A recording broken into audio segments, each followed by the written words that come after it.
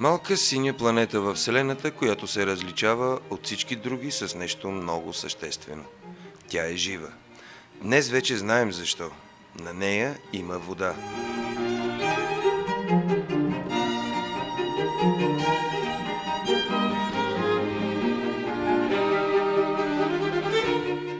Въздух, огън, земя и вода. Това са четирите градивни стихии на битието и нерядко тяхното изобразяване заема централно място в киното. Това важи особено за водата, която винаги е била сред основните филмови мотиви. Моретата, океаните, реките, езерата, потоците, фонтаните, водопадите никога не са били само красив мотив за истинските майстори на седмото изкуство. Бурна или тиха, весела или печална, водата на киноекрана винаги отразява тяхното душевно състояние или това на филмовите им герои. Въобще много е трудно да си представим киното без символичните кадри на водната стихия. Това важи особено за творчеството на един от най-големите кинорежисьори на 20 век – Андрей Тарковски. Всеки филм на Тарковски е изграден върху една или едновременно няколко природни стихии.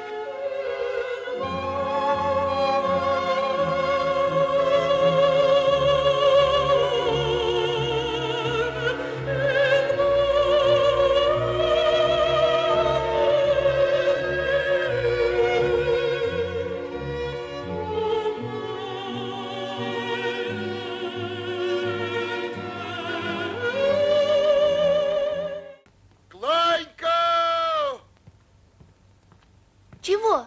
Например, в огледалото само с едно движение на камерата са обединени водата и огъня.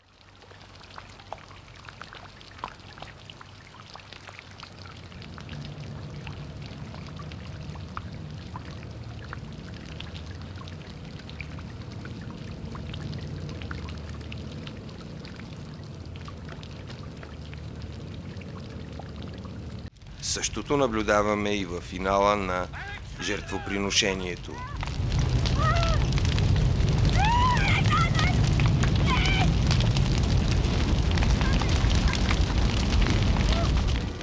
А когато в Соларис самата водна стихия се превръща в последно убежище, тогава вече имаме нещо повече от образ, което е като отговор на молитва.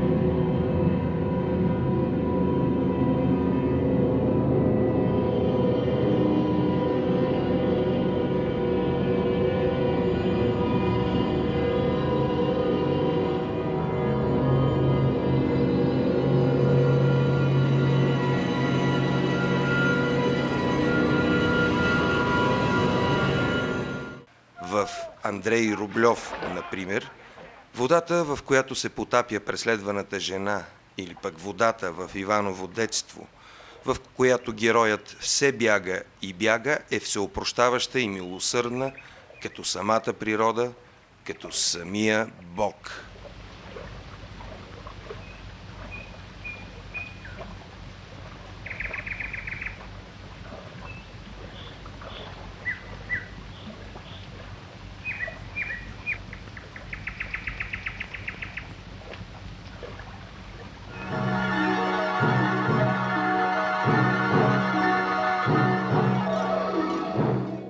Водата е мистично вещество и всяка негова молекула е свръхфотогенична, твърди Андрей Тарковски.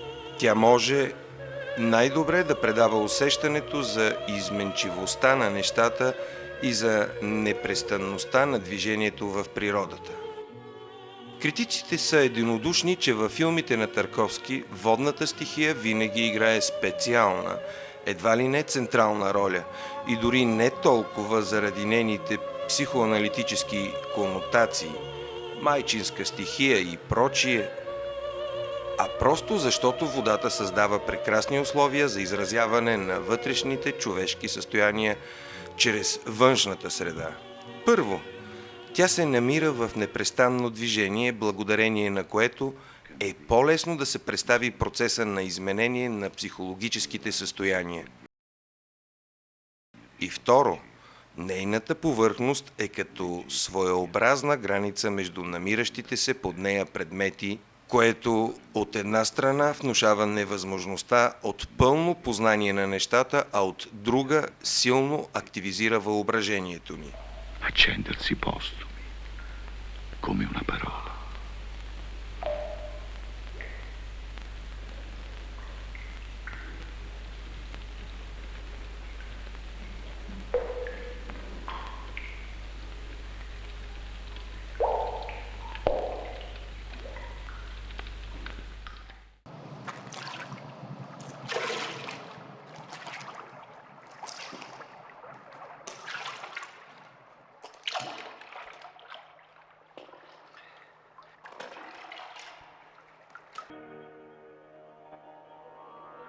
Нашумелият научно-популярен филм «Великата тайна на водата» показа, че промяната на водната структура може да става в зависимост от мислите, музиката и много други въздействия.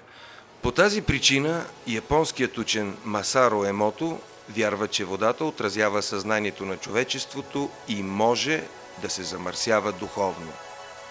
Тя попива цялата злоба, завист и стрес и когато попадне в организма ни, вече е почти мъртва. Информационният буклук отравя водата, натрупвайки се в нейната памет.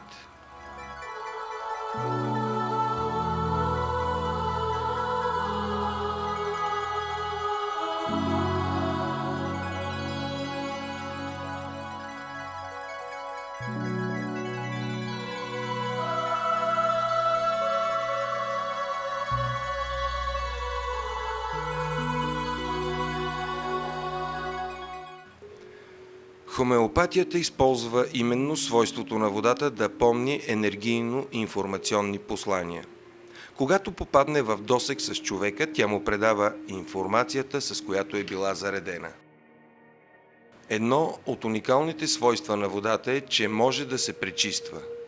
Когато се изпарява, например, тя се оттърсва от буклука, натрупан в нея и си връща началната структура, т.е. програмата на живота.